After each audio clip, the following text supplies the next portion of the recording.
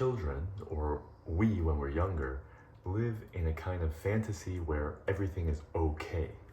That's one of the benefits of childhood that get taken away.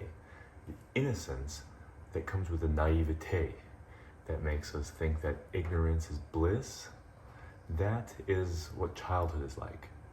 As we grow up, we start learning that things are not okay, and that in fact our parents were taking care of us while we were kids, but that even they didn't know what they were doing, and that dawns upon us as we grow into adulthood.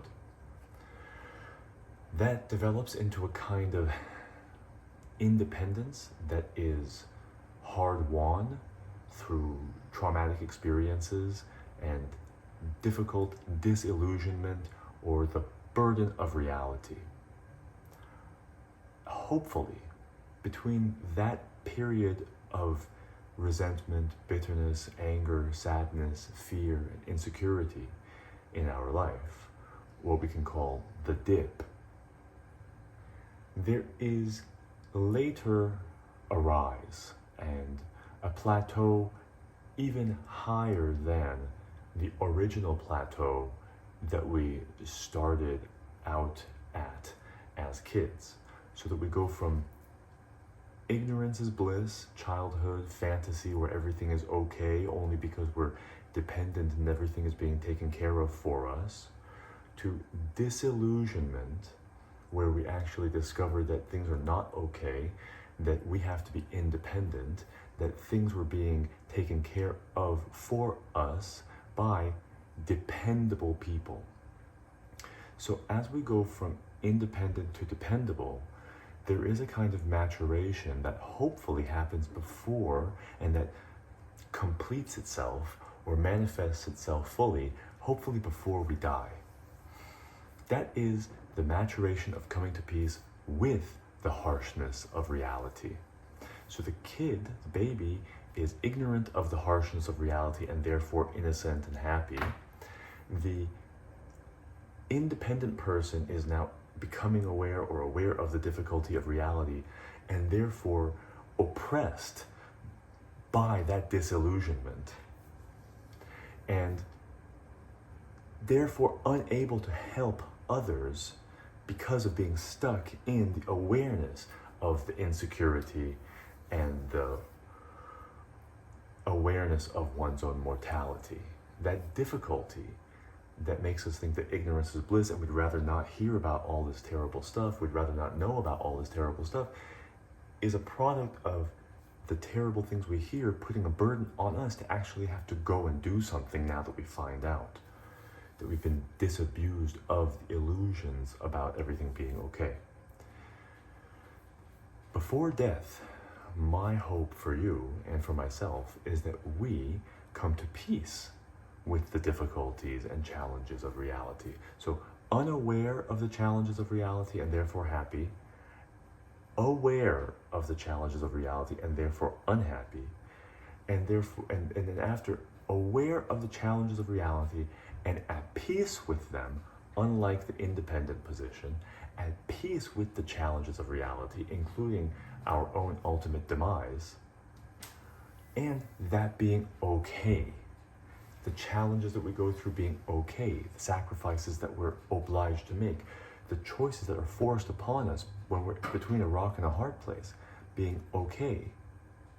Specifically because wisdom and experience, logic and common sense dictate that those made us stronger through the mechanism of hypertrophy or anti-fragility, and that we did extract intentionally, tactically, ruthlessly, analytically, did extract from the traumas of our life, the sadness, the fear, the anger, the insecurity, the disappointment, the rage, the betrayal, the abandonment, the unfairness, that we extracted from that lessons, diamonds, gold, money, that it made us stronger and better and more fulfilled to have gone through the things we went through, which itself is a kind of faith, as well as a kind of faithfulness, as well as a kind of loyalty or submission to reality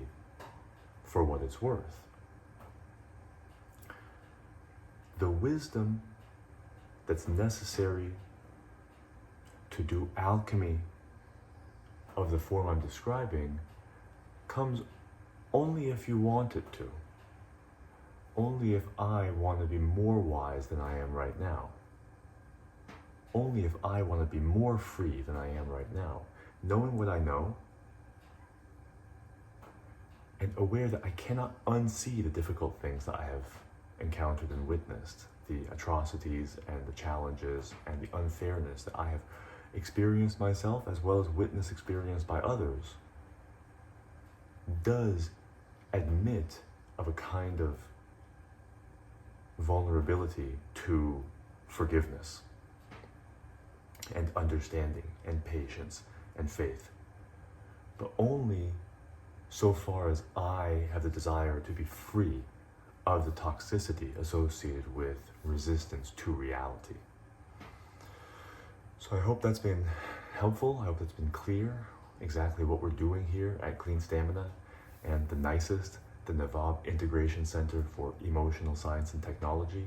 If any of this gave you a kind of chill up your spine or a protest or provocation that you wanted to respond to, you wanted to add to or detract from, if you want to play devil's advocate, I really welcome that. So please, in the comment section below, let me know what you're thinking. Do you have any examples of any of the parts I'm describing? What stuck out in your mind in this whole journey that we've taken from dependent to independent to dependable, from child to adult to parent, or from student to graduate to teacher? Let me know what you think. Share this with other people. And I can't wait to keep the conversation going with you.